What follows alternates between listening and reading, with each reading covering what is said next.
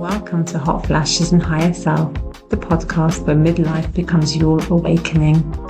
I'm Soraya, a clinical hypnotherapist and adaptive transformational therapist guiding women through perimenopause and beyond, embracing transformation rather than just symptom management. Each week, myself and inspiring women in wellness will dive into mindset shifts, somatic tools, spiritual practices, and the candid stories that move us towards our limitless selves. So, if you're navigating perimenopause, menopause, or simply just wondering what's next for me, then you're in the right place. Let's rise together, mind, body, and spirit. This is Hot Flashes and Higher Self. If you've ever looked at your life in midlife and quietly thought to yourself, there has to be more than this, then this conversation is for you. Coach, author, and co-founder of Sophania Wellness, for a really deep, honest conversation about midlife awakening, feminine energy, pleasure, identity shifts, and what happens when women start putting themselves first. And we talk about divorce after nearly 2 decades of marriage, reconnecting with intuition and the body, and the pressure women feel to keep everyone else happy, and why so many women reach this stage of life feeling disconnected from who they truly are. And this conversation feels really raw, empowering, emotional, and incredibly real, especially for women who are navigating perimenopause, relationship changes, burnout, or that quiet inner knowing that something within them is asking to change. So wherever you're listening from, take a breath, soften for a moment, and let's dive right in. Welcome to the show. Hi, thanks for having me. My pleasure. So, just before we start, just share a little bit about your personal and professional journey and what led you into this type of work. Absolutely. Yeah. So I am a mother of 2 teenagers. I was a coach for years and really went on a journey of my own personal journey of somatic therapy, which means, we all know talk therapy, but somatic therapy is actually like using the body as information and a guide. And so through my own healing, I was on this journey of somatics, and I'm a writer, an author. And part of my personal journey was moving my family to California. And I happened to be reunited in California with my best friend of 25 years, just as I was leaving my marriage. So it was perfect timing in the sense that I was about to have half-time custody of my kids. And so my best friend and I had lunch, and she said, well, when you're not with the kids, why don't you live in the same building as I do? So we ended up back in the same city for the first time in maybe 24 of the 26 years we've been friends. Yeah. And from there, we developed Sophania, which is the company we have together. And I also wrote a book at the same time, which is about leaving my marriage and really trusting the calling. Really, what I call the wild art of wanting more in my book is this knowing that we have when life is taking us in a new direction, when there's somewhere that we're of something we're called to that often doesn't make sense on paper, but we and as women we're kind of taught to rationalize with that and override it and use logic. And a huge piece of my work professionally and personally was learning to trust that again. And so, beautifully, I'm able to bring that into the brand, into Sophania and the work we do together. My best friend and business partner is a PhD in science. She's a scientist with a PhD in business and economics, and developed these formulas. And we've designed our products so that every product has a QR code that leads to a sacred ritual to bring you back into the experience of the body. Because so many of us are like racing through life, rushing through everything. We say, oh, I'm going to add self-care to the list.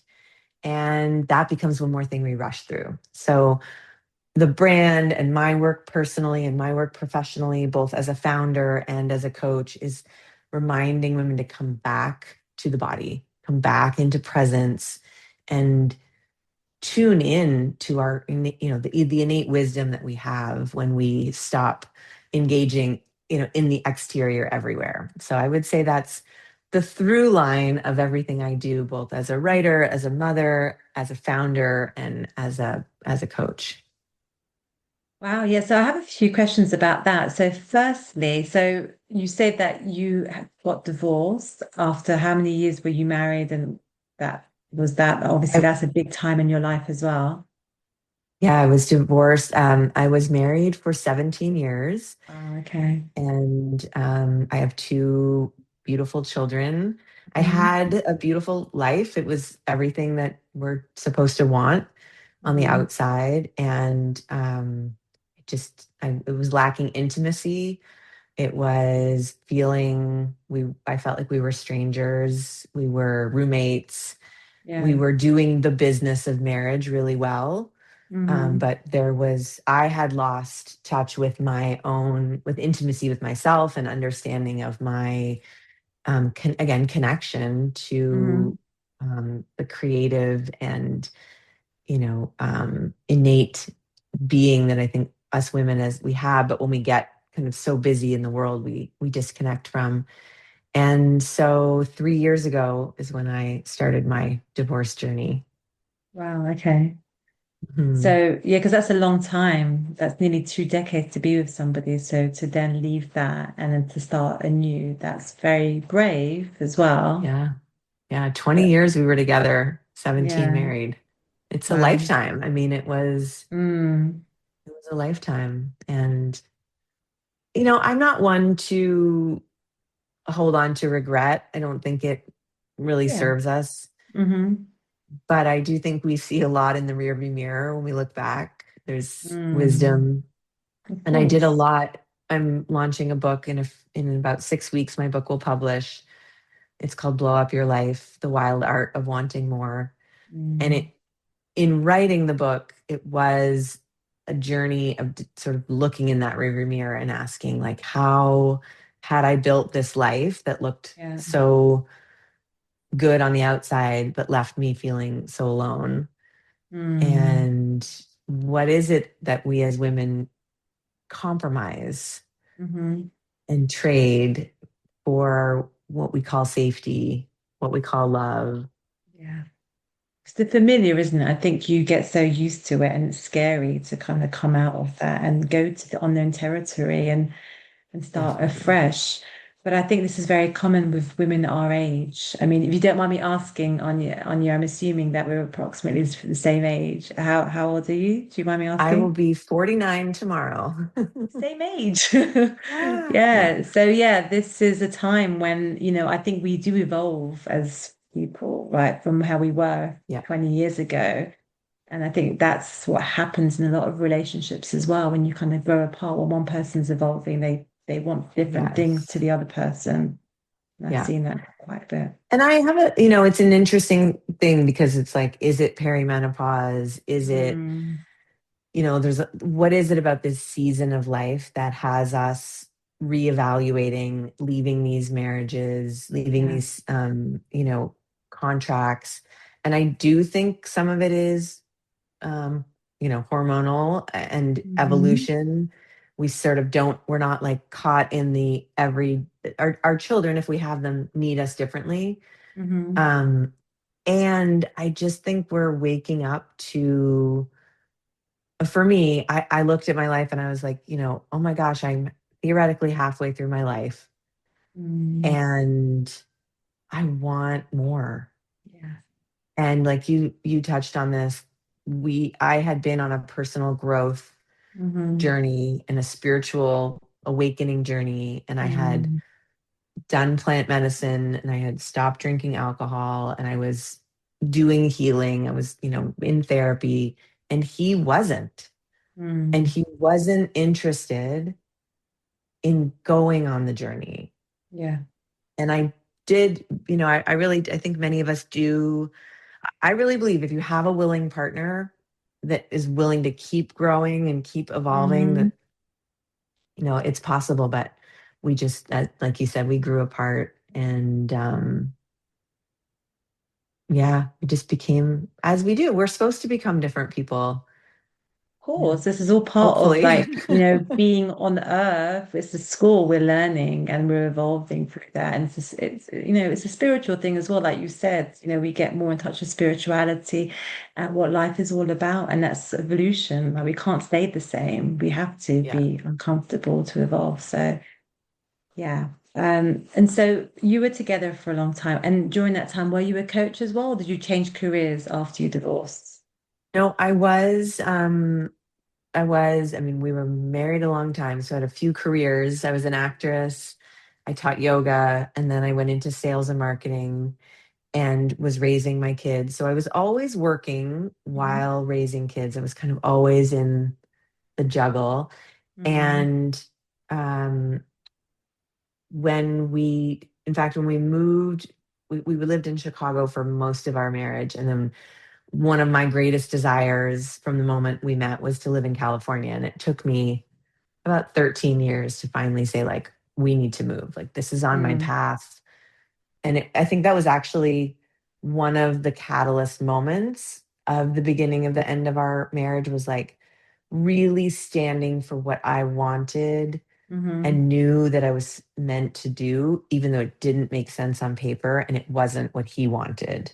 Mhm. And so it was kind of like the first, um, I don't know, it just felt really important as a woman, as a mother, looking out for everybody else, making sure no one was disappointed, and saying, like, I really Mm. need us to do this.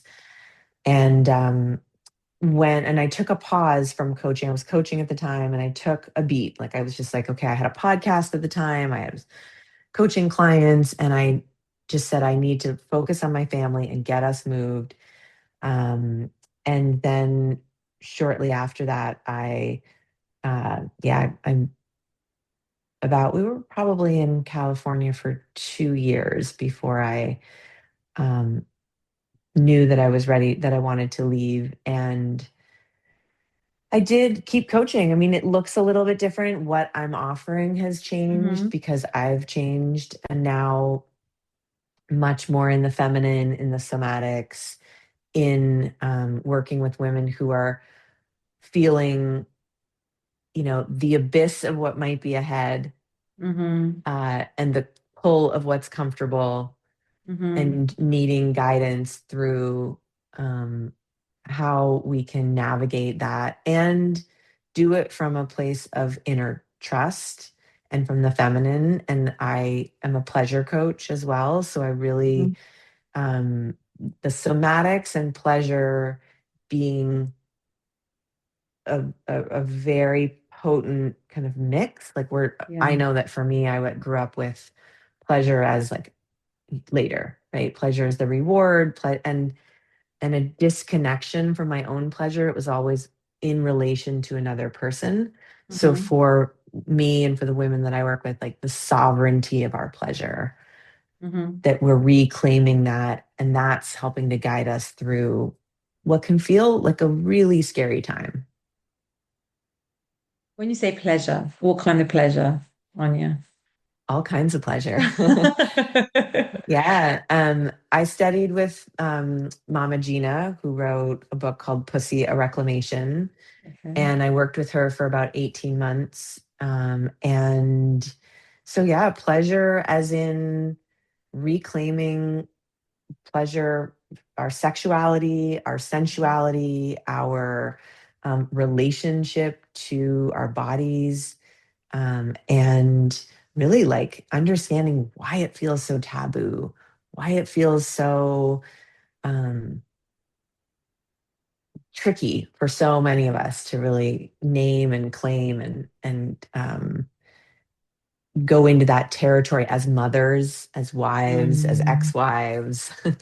We're like, oh, Yeah. I'm this person over here, and then I'm this I have this desire or this, fantasy life over here. And it's like, how can we integrate into being like one whole creative, sexual, mothering, Mhm. expressive woman? Okay. Um, great. I also want to ask you a question about earlier on, you mentioned that you and your best friend work together, which I think is amazing. I can't imagine anything better Mhm. than working with your best friend. of over so many years. But you have a product. You said that you work it. I'm a bit confused how that works. Yeah. Just explain that the Yeah. product. Yeah. So we have a product called Sophania. Her name is Hmm. Sophia, and my name is Anya. And we took our Mm. names and we say we merged our names and the best of us to Hmm. create this um, wellness line. And so the first product that we have to market is a sacred body oil, Hmm. and we actually just launched a few weeks ago, and we have more skincare launching soon, and then we also have wellness products for women, designed to help us with the nervous system, so sleeping, and also helping, supporting the nervous system to be out of that fight or flight Hmm. and be more in the parasympathetic nervous system.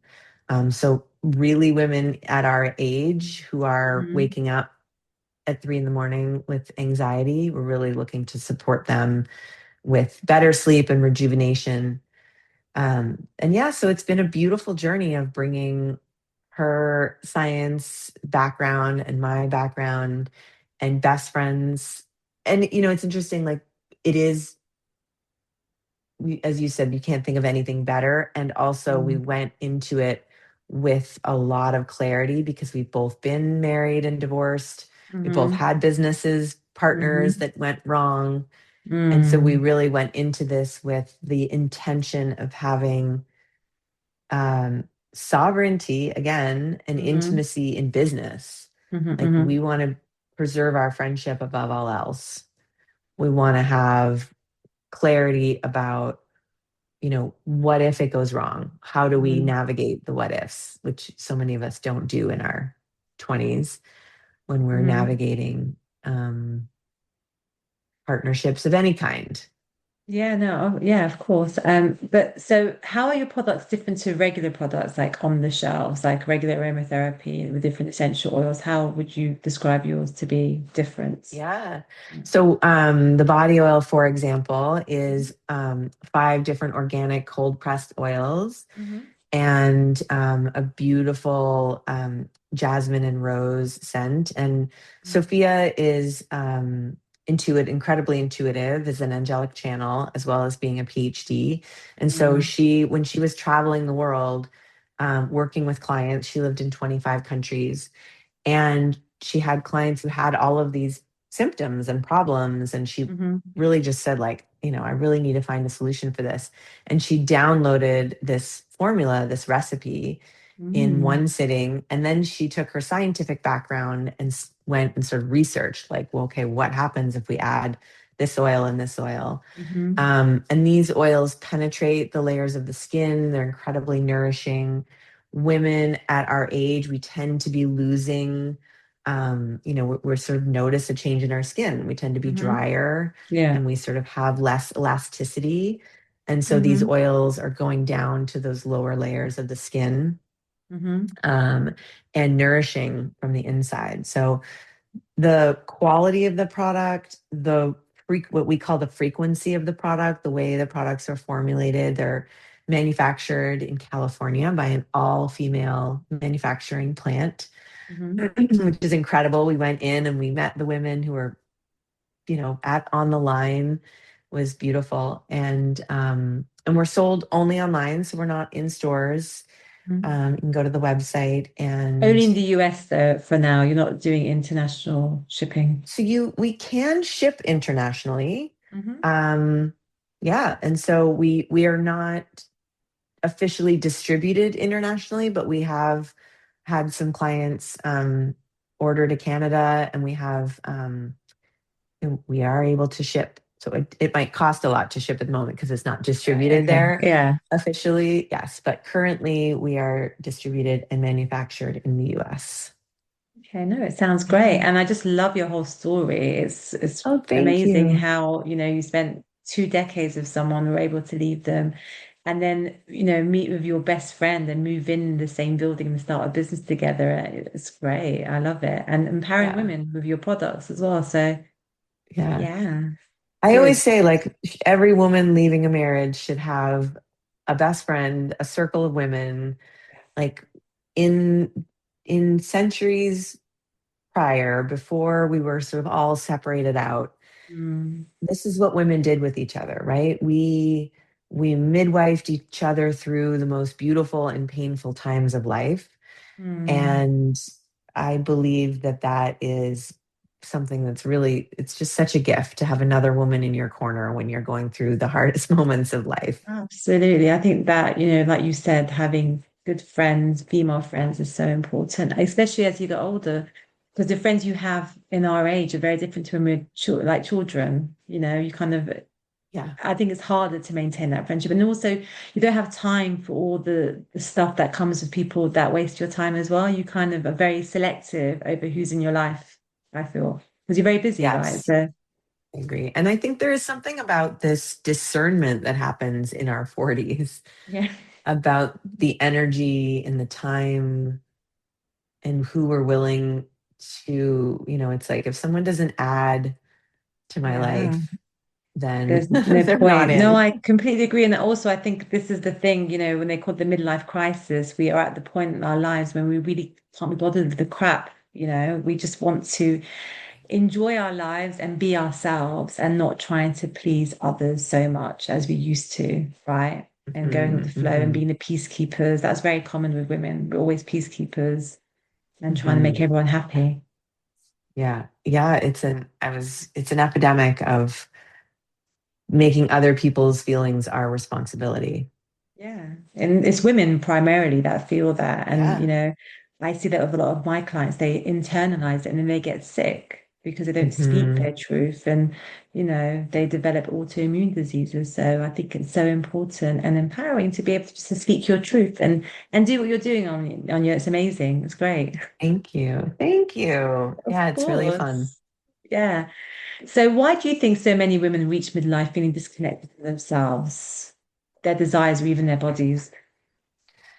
I mean, you touched on it right there with this Mm, this epidemic of, putting everyone else's needs ahead of ours. And really over time, for me, my experience, and then the way that I see it happening with other women is that we make these little trades and the sort of term is we abandon ourselves, but like, what does that really mean? It mm. means, oh, I'm just, it's not worth the fuss. I'm not going to fight over this one. I'm going to Yeah. let this one go. And we just Mm, keep making these little trades yeah. until we suddenly have negotiated ourselves out of all the things we said we wanted. Yeah. And we're faking orgasms and we're, doing things we never wanted to do and living lives we never wanted to live because we've Mm, made these trades. And then becomes harder to like have the conversation about, oh, well, actually, I don't like this or want this. So we're so disconnected from it. And it's so hard to speak our truth. And then we come to midlife, and I think a lot of us realize it's like now or never, and what have I, the cost of that is high. And you mentioned of autoimmune diseases. I had a cyst on my left ovary that I had to mm, have my whole ovary removed. And I believe that, the energy of the body is we mm, suppress and then we create, problems. And I really saw that as the kind of cyst I had was a slow growing cyst and not the kind that is made of fluids. It was something they could have removed potentially, but had to end up removing the whole ovary. And I had so much grief over losing that ovary that I believe was connected to the amount of self expression that I suppressed in yeah. order to stay in my marriage. Mm, And it was like my body accumulated that energy. yeah. And then when I had the ovary removed, I was like, never again. I'm not Yeah. losing a body part to keep someone else, to keep the peace.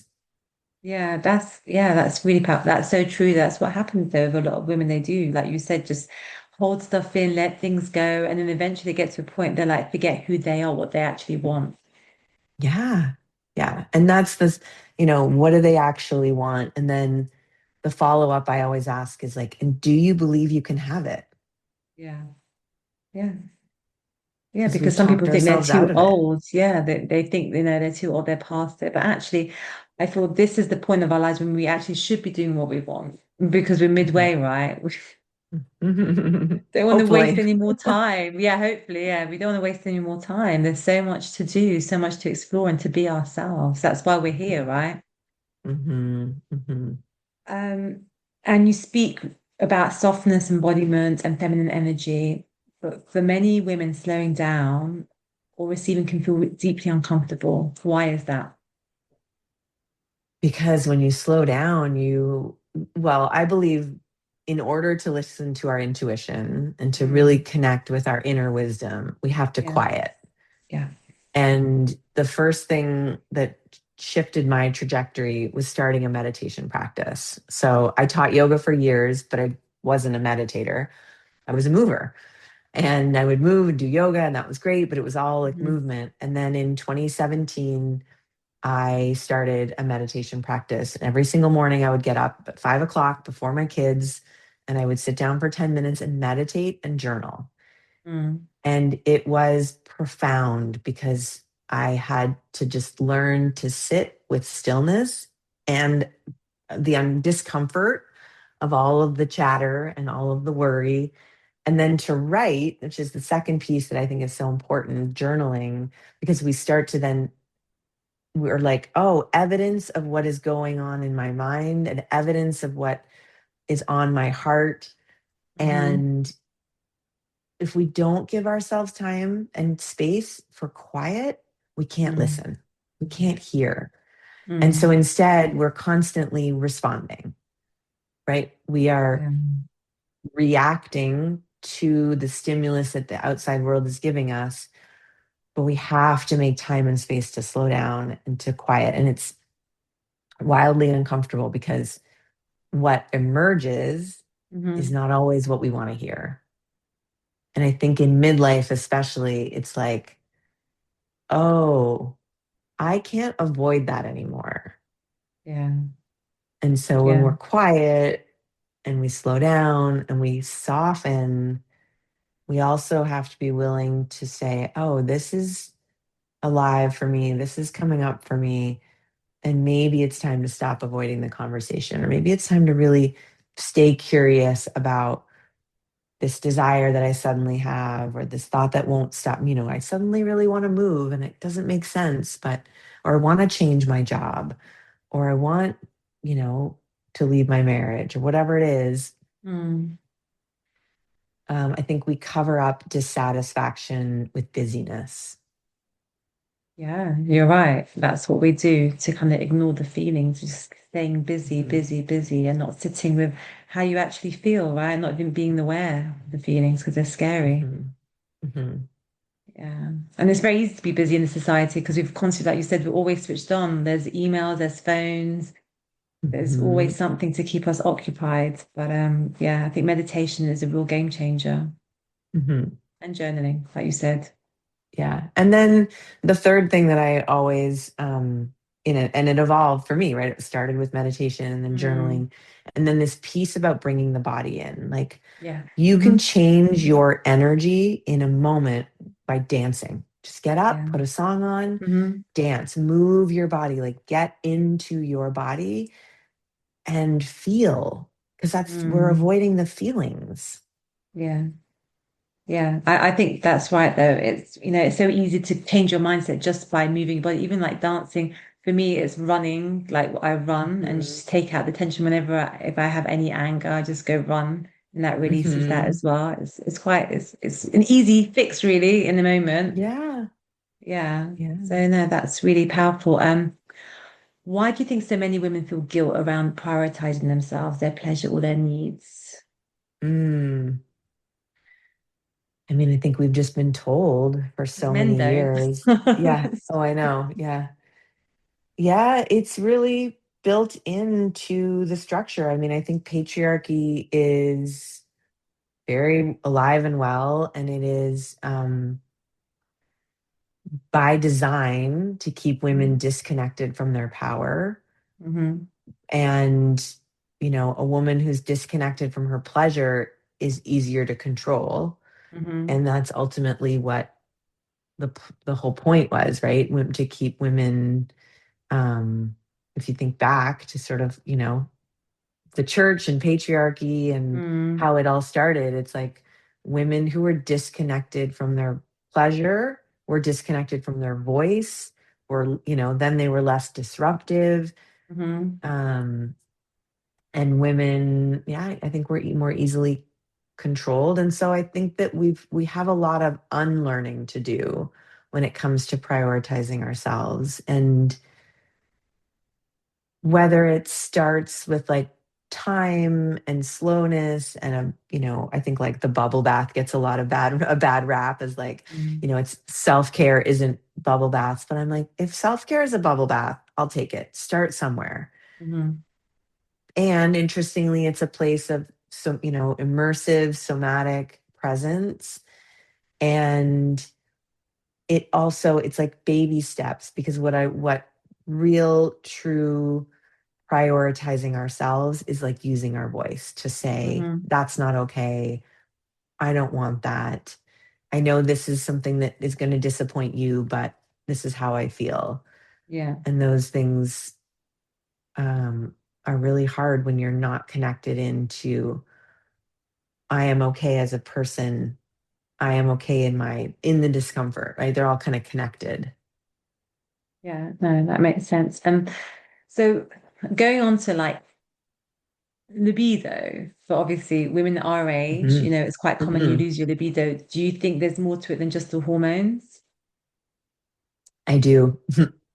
Yeah, give me I your thoughts. was, well, I can speak for myself in that Yeah. I was, I guess I was in my mid 40s when I divorced. And I really had, I mean, we were in a marriage where there was no intimacy, you know, um, very little sex. And I wasn't interested in it. Like I was like, oh, Mm, it's just done for me. I don't care about it. Um, and when I did my own healing work and I realized like, oh, that's because I've just who I was in that marriage and how I was showing up in the compartment that I had given myself was so small. The room I was living in that I had created was so small that when I broke out of that and I realized that pleasure is for me. And when I reconnected with pleasure as an energy, as a source and a mhm, resource, not something I'm like doing because it's on the schedule or it's for my husband or it's in response to his wanting. mm, It's actually from me when I mhm, create and then I actually invite someone into intimacy to be with me in that space. mhm. I mean, I my libido it's great. It was never the problem. Oh, okay. Yeah. And I think a lot of it for me is, again, when I get into my brain, when I get into my busyness, when Mm, I lock out into stress and a sort of the grind, I am disconnected, right? I'm just like, oh, who would ever want that?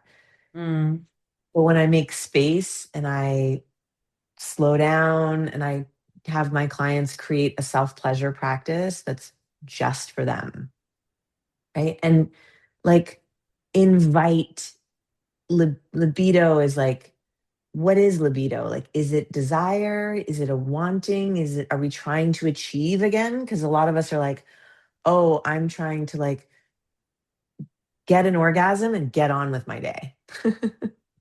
yeah. But not the point. Like, if we just reframe the whole thing as in, what if I just gave myself 10 minutes, put on some beautiful music, put on a beautiful robe, something that makes me feel a certain way. And I explored pleasure on my body with myself and just see what happens. Mhm, Then it's a whole other thing. I feel like there's like a setup in the libido, as in, like, do you have enough? Are you failing at this? And I do mm, think hormones play into it. I think it's a part of it. And like I went on HRT and I'm on progesterone and I'm on testosterone and I'm like, I will shout it from the rooftops. Like get Mm-hmm. your patch, get your things. Like it changed my life. I made I didn't even know I had brain fog until I went on estrogen. And I was Mm-hmm. like, whoa, there's my brain again. But I do think that it's not the whole picture. I Mm-hmm. think hormones are a piece of the picture. Stress, well being, safety, Yeah. right? Our nervous system needs to feel safe in order to open. Yeah. For us, you know, the body doesn't respond to pressure. And so again, if it's like one more thing on our to-do list, it's a whole other interaction than going through life as, and you asked an interesting question, like what kind of pleasure. I invite my clients to think about pleasure in all the spectrum. So Mm-hmm. if I were to wake up this morning and be guided by pleasure, where would that take me? Yeah. Where would I like what how would I drink my coffee differently? How would I dress? Where would I go? Would Mm-hmm. I slam a salad in the leftover bin, or would I go for a walk to the cafe and enjoy a beautiful meal served by a cute Italian server? Like, Mm-hmm. right? Like how would I change the way I orient to the world if I were Mm-hmm. guided by pleasure? Mm-hmm. So that's kind of an exploration I invite my clients to go on because it just changes our perspective. Yeah, and I think it's also a lot of us are just kind of like in the rut of the day to day and just doing stuff for other people. And like you said, having a list of things to do, and probably like the bedroom is another thing you have to do, and it just takes the fun out of it and the pleasure, right? Yeah. Yeah. Yeah. So what does feminine embodiment actually mean beyond the social media version of it? Mm. Oh, feminine embodiment is like when you are living from a place of like, I feel it, right? When I can let my breath drop into my belly Mhm. and I can like breathe and you know, I can be in the most stressful moment of my life and just say, like, okay, where am I? Can I let my body breathe? Can I let all the cells of my body exhale? Yeah. And social media, I think one of the things about pleasure and embodiment and the feminine is that there's a lot of distortion, and Hmm. we have awareness. Just be aware of the distortion, right? Like, oh, if you look that way or you dress that way or you embody femininity that way, you can be perceived as something, or that is distorted. Hmm. And I think that being aware of it and also having the ability to say, that's, I'm not engaging with that, but I am living in my body as my truth. That's real sovereign feminine embodiment, and knowing that I um, use both my intellect and my intuition. I Hmm. listen to my body. She's wise. She's the oracle. She knows. And I trust her even when it doesn't make sense. Hmm. But I use my beautiful brain to ask questions, but then I let my body listen for the answer. It's something actually that my business partner and I do in our company. We merge, it's one of the feminine principles, is using intuition and intellect. So we Hmm. ask the question using our Hmm. intellect and we listen. We spend a lot of our meetings with our eyes closed Love and it. we actually go in and listen for answers. Yeah. And we No. say, let me tune in. I think we are trained to go outward for answers, and I real mean, this is feminine this is what I have embodiment. on my desk. I was using my last hypnosis session. I have the Yes, the oracle beautiful. cards. I love them. They Me really too. help. I've Are got you? a set in every room. Yeah, we'll draw cards together. We'll ask for guidance. We go in, we check the field, we use our intuitive tools um, to, and ultimately, we want to bring harmony with our masculine and our feminine. Right? Our Mm, masculine is just as important. It's boundaries, it's motion, it's creating, it's forward, and it's we're just out of kilter. So we've been so used to not listening and not trusting. And the Yeah. feminine embodiment means all of me knows this is true, knows the next Yeah. step. Do you feel that you were more in your masculine energy in your marriage, or were you, yeah. For sure. For sure. Yeah. So now you're Yeah. embracing I the feminine energy. I would say that I often, my therapist at the time, and now I can understand it, but it was like I was living from the neck up, is how we could talk about it. Like I Mm. was logically, I was very much in hustle land.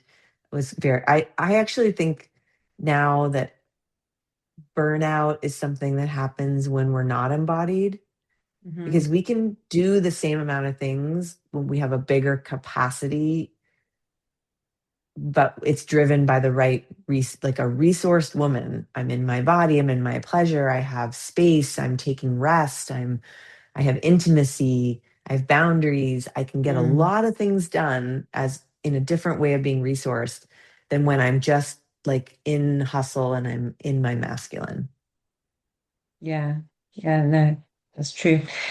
And I know obviously we spoke earlier about how in your relationship you were evolving and your husband, he wanted to stay the way he was. But in with your clients, have you seen relationships shift when women were reconnecting with themselves more deeply? Definitely. And again, it's all about a willing partner, Yeah. and they have to do their work um often, and the biggest thing is that they have to want to do the work for them.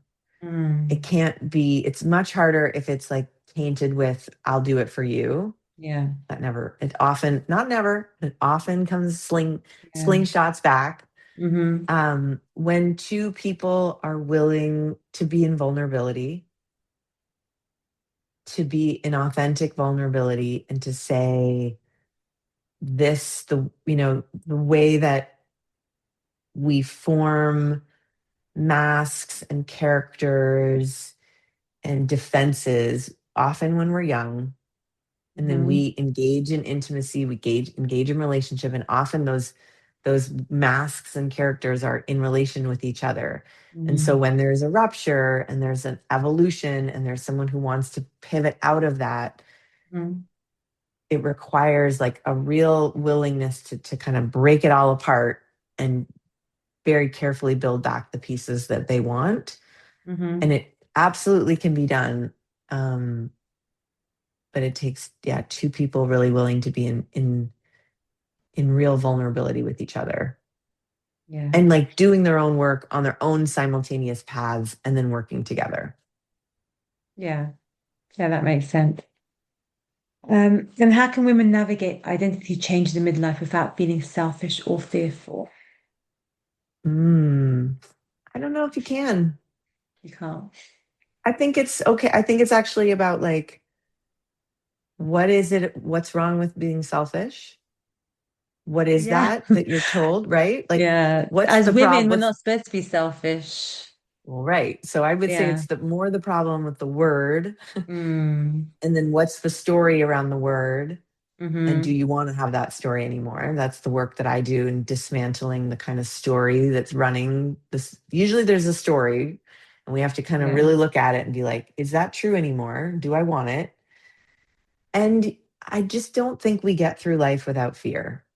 It's really about what we do with the fear. Hmm.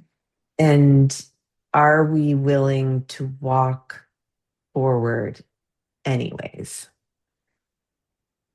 Good. Yeah. I mean, I think you need to have a bit of fear and it's the unknown to step outside because there's no other way to really fully grow. If you're constantly staying in the familiar, you stay the same. But we need to kind of Totally. do things that are scary in order to really have a better life, really, I guess. I agree. I mean, our brains are designed to keep us safe. And so our brain is designed to keep us exactly where we are. Mm, exactly. Yeah. And, it's like if I know that, and how can I work with the fear as fuel to say, like, okay, I'm afraid and I'm willing to take this one step. I'm willing to take this one next step. Hmm. Yeah. Even though my book is called Blow Up Your Life and it can be very provocative, it it's really about like, can I just take the next right step? Yeah. Yeah. It's again, I guess, going back to what you were saying about, really going inside and trusting your inner guide, your inner guidance. We all have that, but we're so up here that we have to drop into our Hmm. hearts and just really listen. We have the Hmm. answers. We don't Hmm. trust ourselves. So, and what would you say to the woman listening today who knows something within her is asking to change, but she keeps doubting herself? Mm. I think what you just said about trusting yourself, like it's a muscle. It's a Mhm. muscle we can grow. It's gather your friends, and gather carefully. Yeah. Be willing to lose people who are um, attached to a version of you that you want to outgrow. Hmm. Yeah. But gather the women around you who've either been where you are or who see what's possible for you. And find, yeah, it's like find the lighthouses in the dark because they exist, and Mm. then just take the steps and know that um it's not about knowing what's that. Um there is a famous quote about like you don't have to see the whole staircase to take the first step, Yeah. and it's I know really it, but I just can't about remember it, but I know which one you're talking about. Yes. somebody Yeah. famous said something, but it is essentially that, like, I don't need to know how we want to know how it's going to end. We really want. I struggled with that. It was a big story. Like I want to know it's going to be okay, and so Mm. I want to figure it out. And it's not my job, actually. Mm. It's like have to learn to surrender and trust there's some greater force, whether you Hmm. believe in God or spirit or the universe. It's like I'm co-creating with another, with my soul's path, Mm. and I just have to trust the next step. Yeah. Yeah. I love that. Agreed. And then as we're closing, I have a few questions I always ask my guests. The first one is, what does living in alignment with yourself mean to you now? Mm. Living in alignment with myself means trusting when I am guided or when I have an intuition, even if it doesn't make sense, I follow it. And that is living in alignment for me, is knowing that I'm going to have a beautiful life. I am meant to have love and people around me who celebrate me, and I get to have that. And so it's like, I just was saying to myself in the kitchen this morning, because I was going through a bit of a moment this morning, and I said, it's all going to work out. And if it hasn't worked out, it's not over yet. I just Yeah. have to give myself the mantra, right? Like, it's like, take your own medicine, Anya. Like, you tell this to women all the time. So, when we have stress, when we have something that doesn't seem to be working out, it's all working out. I just don't Yeah. have to know how, I don't have to see how the strings are being moved. Hmm. Yeah, that's a great way of looking at it. I think sometimes we just have to just trust that everything's going to work out, and it always does in its own way. And even when it doesn't, there's a reason for why it didn't. It's like we Yeah, we can learn. always look back and see, oh, that's why that Yeah. happened. I mean, Yeah. even when I look back at the things I've been through, I never look at it in a negative way. I just see how it made me who I am, the lessons I learned, and then I'm not going to repeat, right? So Yeah. that's what we Agreed. can do. And what does being limitless mean to you personally at this stage of your life? Mm. Oh, it just means dreaming big, believing that I've been birthing so many big projects, my book, my company. I'm working on launching my own podcast, which I'll have you on. Oh, yeah. And just like it's all possible. That's what limitless feels like. It's all possible, not always in the same season, but this is a season of blooming, and we're, even seasonally, we're coming into spring and summer. It's like all the things we've been working on and seeding and watering and giving nutrients to, this is the season where it blooms and it comes out to the world, and we get to enjoy it. Like limitless also means enjoying the fruits of everything we've worked for. Yeah, and I think that says a lot about you, Anya, because it's the last kind of 3 years since your divorce that all of this stuff is happening. That's quite a lot of things you've got going on. It's really exciting. And again, you're, turning 49 tomorrow. Yeah, And yeah, so it just goes that you can actually recreate your life and plan it the way you want it. It's never too late, right? exactly, exactly. Never too late. I really believe this is the best season of life. This is, we were laughing about the Golden Girls were like in their 40s, maybe. I remember watching that as a kid and they looked so old, but they were supposed to be in their I know, 40s. I thought right? when I was a kid that 40 was really old, but now I'm 49. I'm like, no, it's not. No, this is the best season of life. I have the most fun. I'm having the, it's like everything I've done up until now. Like you just said, that's why I needed that. That's why I did that. That's why this pivot happened. That's why I'm where I am. That's why that I met that person. Like it all comes together in a way that in our 20s we couldn't possibly foresee. Yeah. I mean, my 20s were fun, but I wouldn't go back there because I don't know as much as I know now. I would, I was No. very naive. And, now in my 40s, I know so much more and I make better decisions based on all of Mhm. that. So yeah, we're doing really well. Yes, we are. Fine We are. wine. Yeah. Um, and finally, if there was one gentle practice, shift, or piece of advice listeners could begin using in their own lives to feel more connected to themselves, what would it be? Mm. I would invite them to just take 5 minutes a day to Mhm. start and find a piece of music, move your body, sit on your bed, like just somewhere, and let yourself move and into presence, bringing, a little bit of meditation, a little bit of breath, and a little bit of movement into the day to get grounded, get embodied. It changes everything, and it doesn't take long. One great song. Yeah, I love that. A good dance. Yeah. So thank you, Anya. So before I let you go, how can my listeners reach you if they want to work with you or buy any of your stuff? Yeah, so you can find me personally. My website is anyarock.com, Mhm. and it's I think you'll put it in the show notes. The Yeah. spelling is a little different because it's Hmm. Irish. And Sophania is at sophaniawellness.com. Hmm. And so you can find me in both places. And you can also find me on Instagram at It's Anya Rock.